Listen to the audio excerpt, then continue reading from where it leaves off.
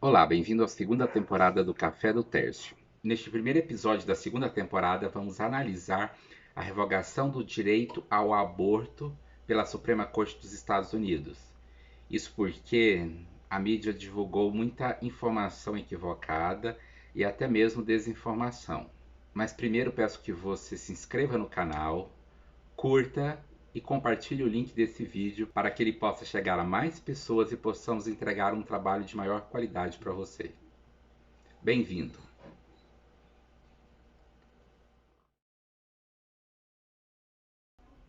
A primeira coisa a ser destacada é que o direito ao aborto não está previsto em legislação, mas era uma jurisprudência da Suprema Corte da década de 70 que foi superada agora em junho de 2022. O direito ao aborto foi reconhecido no famoso caso Roe versus Wade, de 1973. O caso teve início em 1970, quando duas advogadas, recém-formadas pela Universidade do Texas, representaram uma mulher que alegava ter sido vítima de estupro e pedia para abortar a criança. O aborto era considerado crime no estado do Texas, mas os tribunais deram ganho de causa à mulher. Entretanto, como os processos demoraram, a gravidez não foi interrompida, ela deu à luz a uma menina que foi colocada em adoção.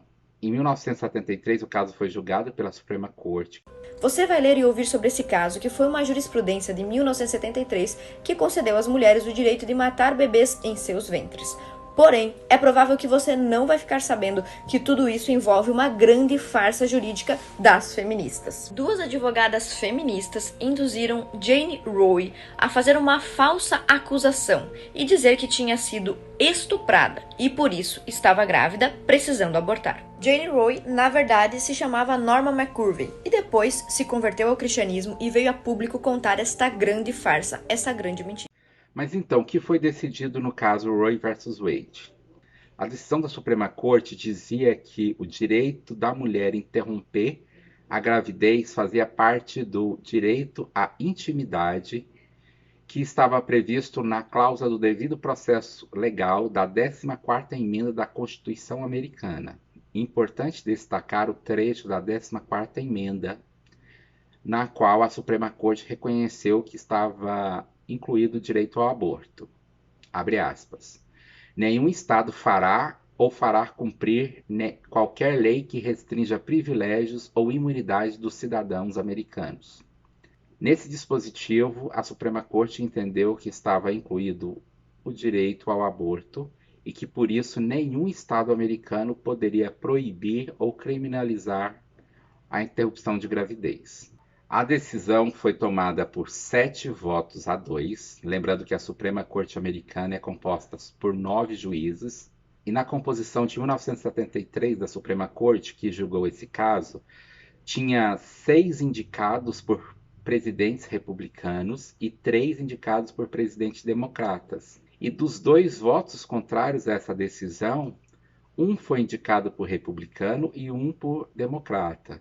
Isso mostra que naquela época não havia uma polarização partidária em relação ao tema, não como temos hoje.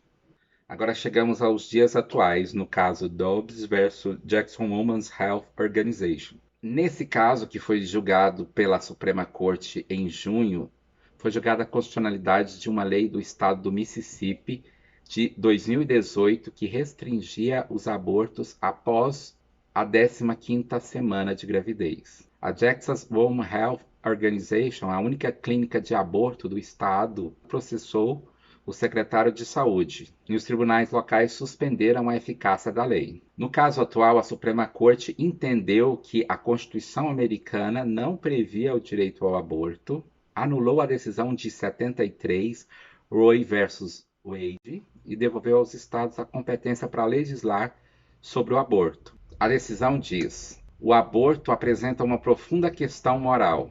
A Constituição não proíbe os cidadãos de cada estado de regulamentar ou proibir o aborto. Nós agora anulamos essas decisões e devolvemos essa autoridade ao povo e seus representantes eleitos. O presidente Joe Biden atacou a decisão da Suprema Corte e se manifestou favorável ao aborto.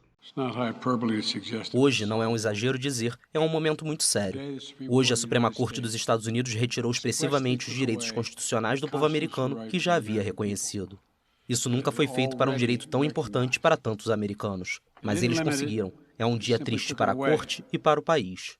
O ex-presidente Donald Trump, por sua vez, comemorou a decisão. Yesterday the court handed down a victory for the Constitution, a victory for the rule of law, and above all, a victory for life.